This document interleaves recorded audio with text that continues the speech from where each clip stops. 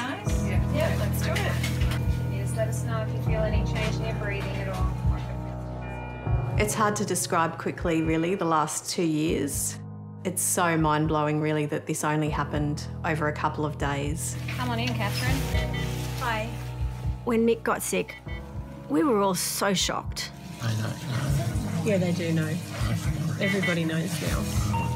That you could be a robust, healthy guy 1 minute and something can knock you down so quickly. Everyone's slowly wrapping their head around it. Your mum's pretty confused, but I guess it'll all become pretty clear after the surgery. I hadn't really understood how sick he was and that he was getting sicker.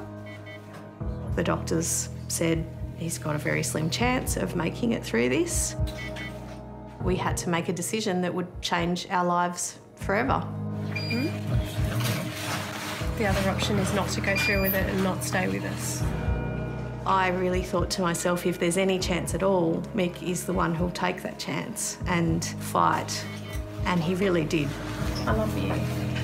Catherine, she's a special person. The doctors aren't here right now, but I'm going to write down your questions. I don't think anybody else would have had the love for somebody that she had for him. It's going to be pretty different, but we'll get through it, hey? I couldn't think of anything that compares to this, any other illness I'd ever heard of. Okay. A few minutes can be the difference between life and death. And the frightening thing is it can happen without anyone realising there's a big problem at all.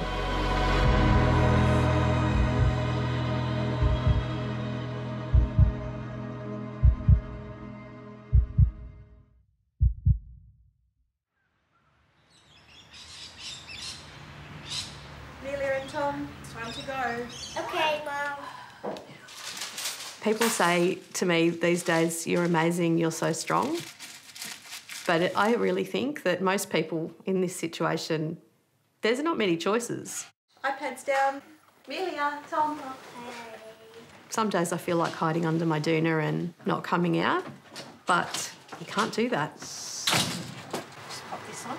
There are people who are relying on me and I'm a mum and it's what I'm going to do.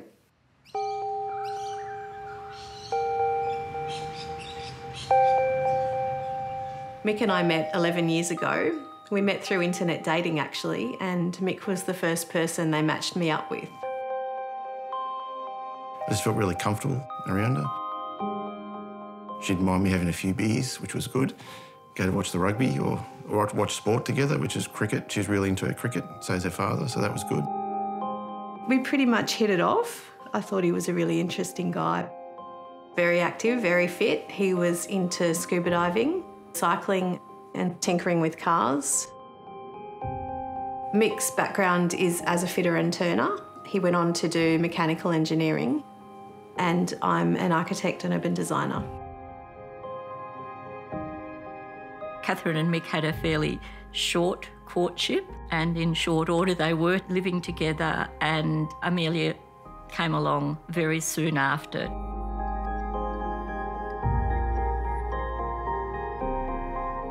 I'd describe them as I guess in lots of ways, a typical family. They had 2 kids. Mick was busy working, Catherine was busy working, they were doing the juggle. Just getting on with things, getting on with life. In December 2018, we were coming to the end of a busy year. It was our daughter's first year in school, was a great year. We were happily preparing for a holiday, which was going to be really the holiday of a lifetime with the kids. Leading up to Christmas, that 2018 Christmas, I had a lot of pain in my right glute. And I put it down to cycling because I used to do a lot of cycling. And the pain felt like deep muscle pain, like I'd pulled a muscle. Mick had a bit of a cold and we both had sore throats.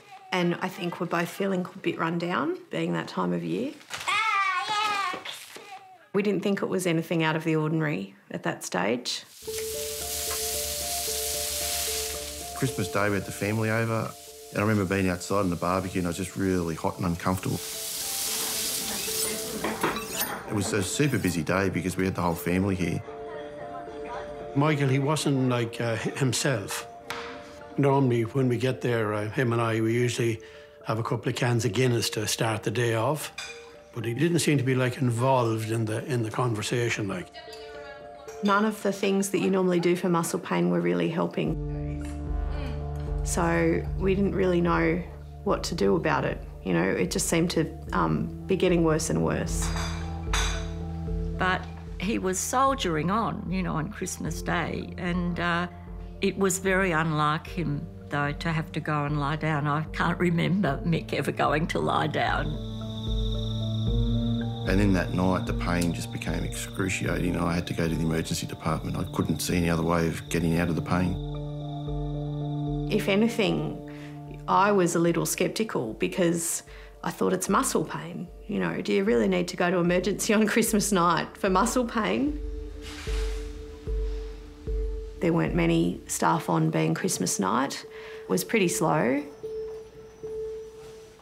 A nurse came out to see him while he was waiting because he was in so much pain. He was actually moaning with pain. And the doctor, after examining Mick, said that he thought it was sciatica. They gave me some endone for the pain, which didn't really do anything for the pain. It was still pretty intense. And then I got discharged at about 7 a.m. on Boxing Day.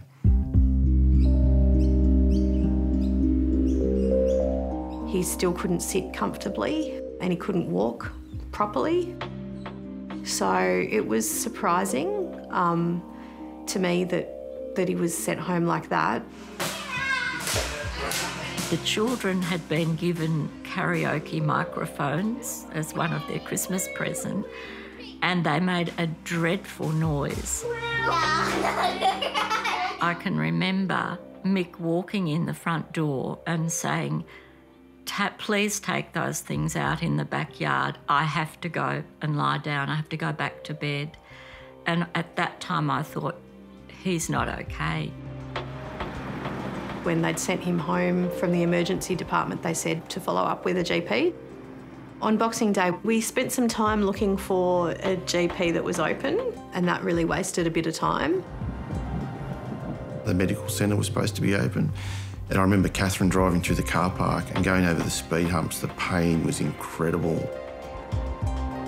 And then I just went downhill from there, and that's pretty much, I don't have many memories of that point on. Finally, I said, we've just got to go back to the hospital.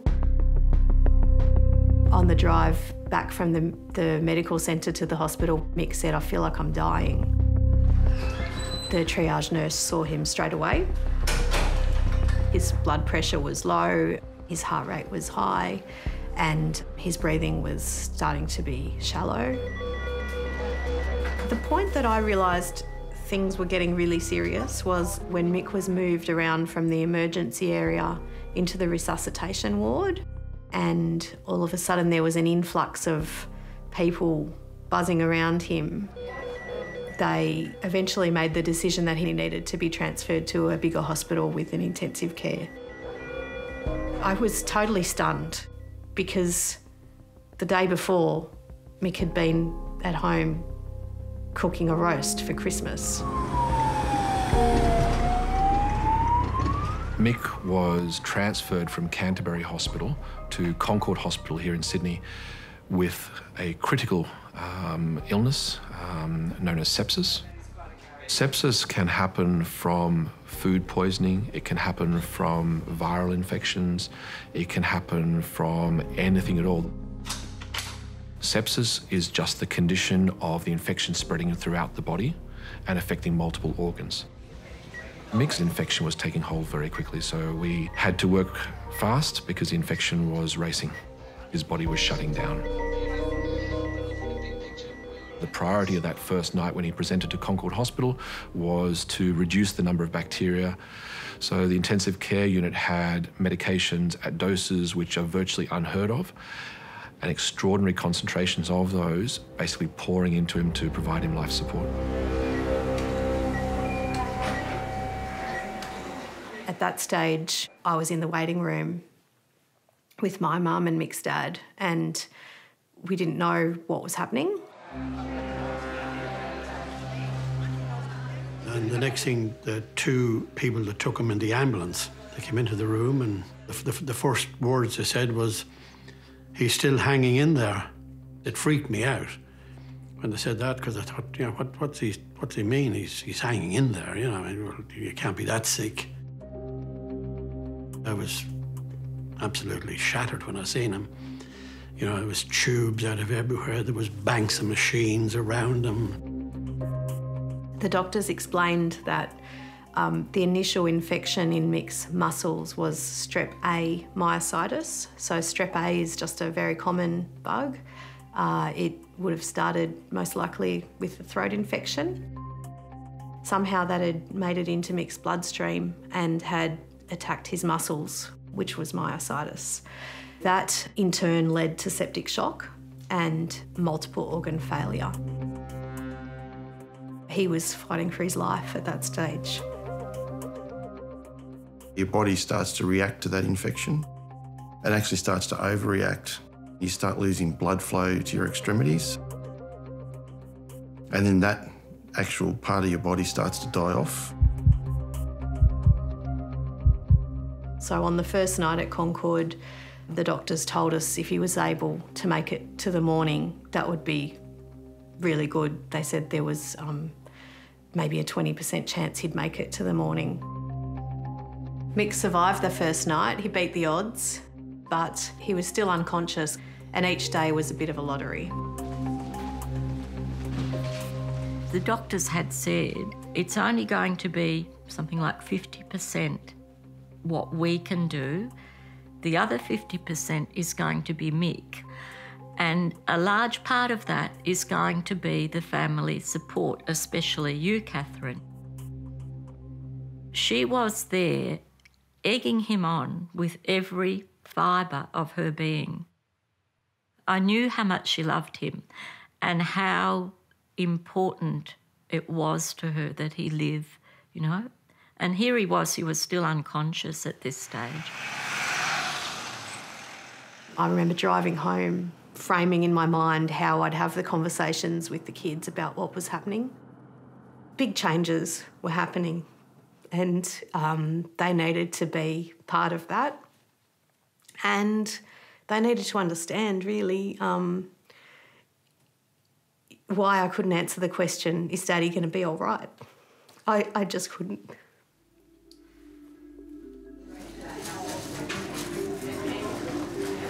At no point in time did we think it was hopeless.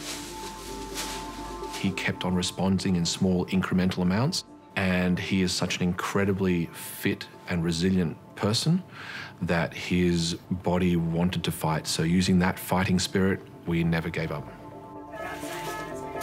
By New Year's Day, Mick had already had several surgeries to remove dead muscle, and the positive side was that on New Year's Day he came out of his coma. It felt like a miracle. Daddy's really, really tired. He wants to go to sleep. All right, so we'll say night-night, Daddy. I remember waking up thinking, where am I? And then Catherine was there. Oh, I had no idea. And Catherine's like, oh, you're awake. I had absolutely no idea what was happening at all. I was just thinking survival. Yeah, that's it. Yeah, I just remember thinking all I've got to do is breathe. At one stage he had a tear down his cheek. But yeah, he had a fair idea of what was going on. That's good. Very good, Michael. I just remember looking at my hands and just thinking, I can't see how this is going to work out. Like, they were completely black and withered, was what I remember seeing. So I just thought, I can't see these surviving. And then the wrist, yeah. The medical team started having conversations with us about the possibility of amputations. Mick's limbs were dying and he was using masses of energy to keep the limbs alive. Front, back, and front. We don't want to amputate. It's not what we're there for. especially of a young, fit, healthy father with a family and a career behind him. But if he wants to survive, then we need to do very aggressive things. I just thought I'm going to have amputations because it's dead tissue, it's got to be removed. After they explained that Mick would need to have both his arms and legs amputated, I was struggling to understand what that would mean and what kind of life he would have. I had a little bit of time of being really angry and resentful. I can still remember being at the park with the kids and looking at the other dads carrying their kids and playing, and I thought, Mick deserves that. It's not fair, and it isn't. But, you know, there's really nothing to be gained from hanging on to that, and I'm not going to be angry at every person that's got two legs. And as luck would have it, I came across a blog by Matthew Ames. When I was 39, my life changed.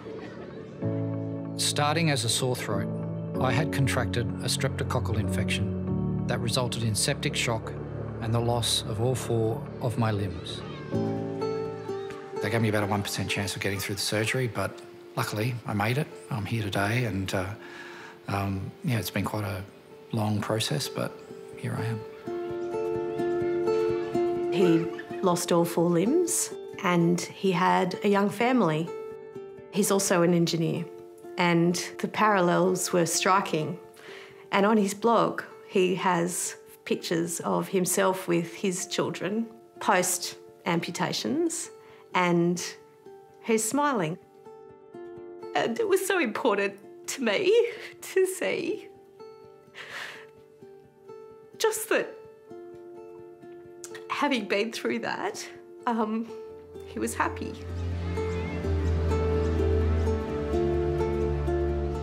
Every once in a while we get this, out of the blue contact from somebody who is in a similar situation to me, and basically I reached out to Catherine and ended up having a chat to her on the phone while Mick was still in intensive care. Matthew Ames is very honest about the loss and grief, but also the power of the human spirit.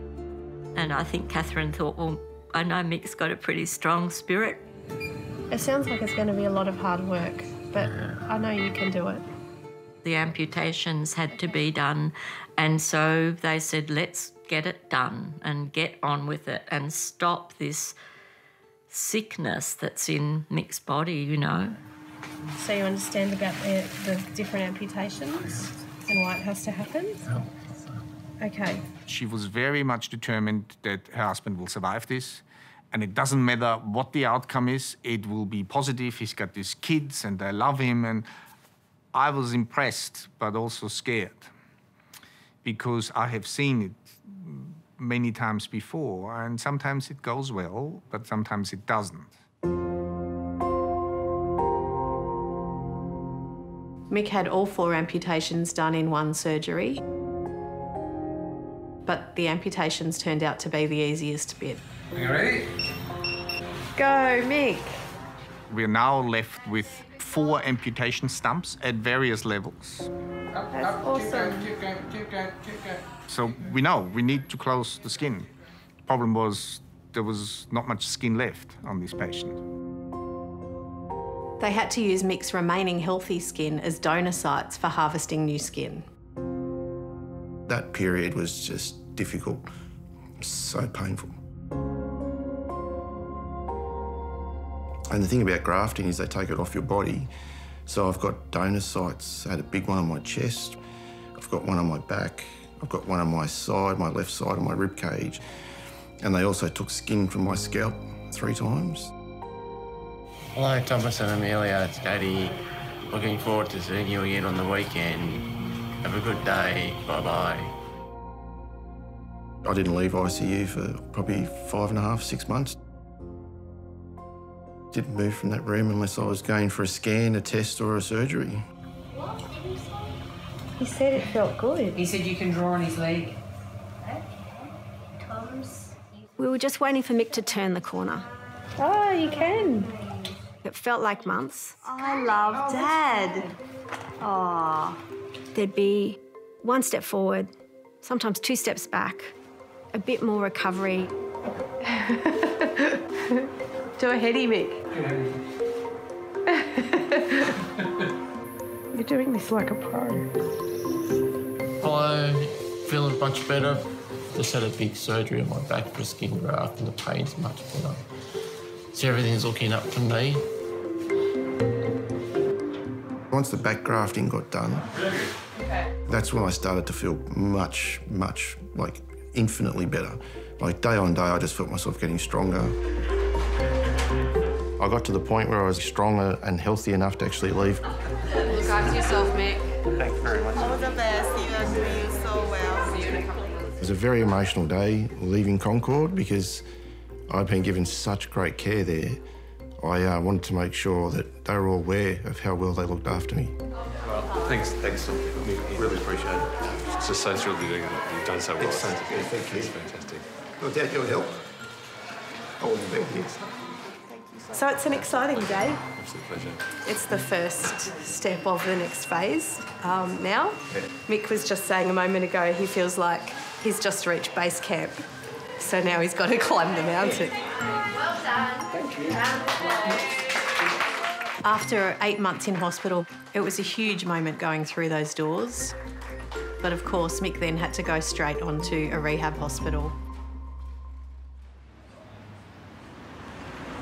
Okay, Mick, I'm going to get you to go down onto your left elbow and then we'll move on to rolls. Okay.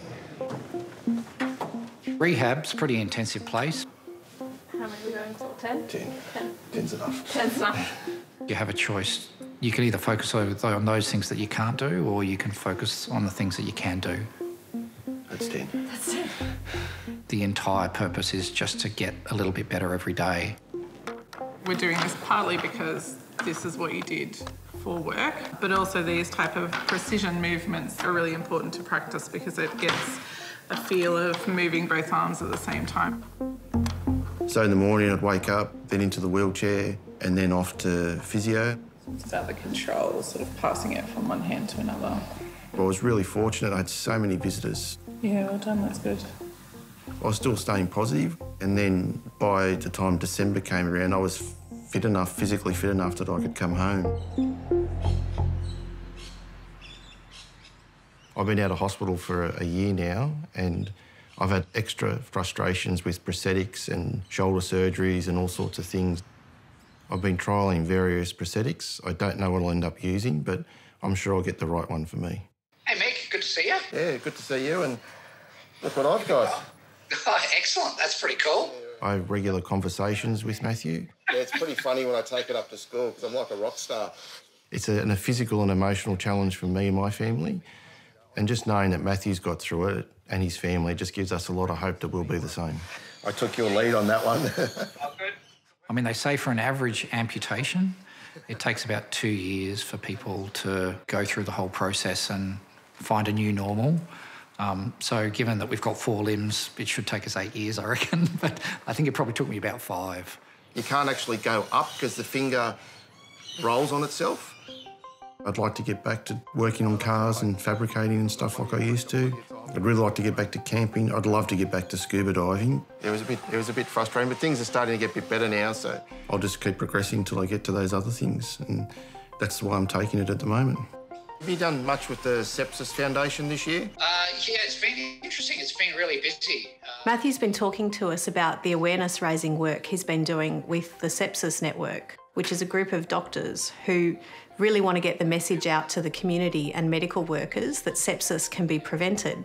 You know, particularly with COVID, you know, with a lot of people who get COVID actually pass away from sepsis. Oh, yeah, yep. There's more than 55,000 cases in Australia every year, resulting in well over 7,000 deaths. Actually causes more deaths than some of the common cancers that people have heard about: breast cancer, prostate cancer, and heart attack. So it's absolutely critical that we recognise sepsis, we diagnose it, and we start treatment within the first hour. The problem with sepsis is there is no definitive diagnostic test.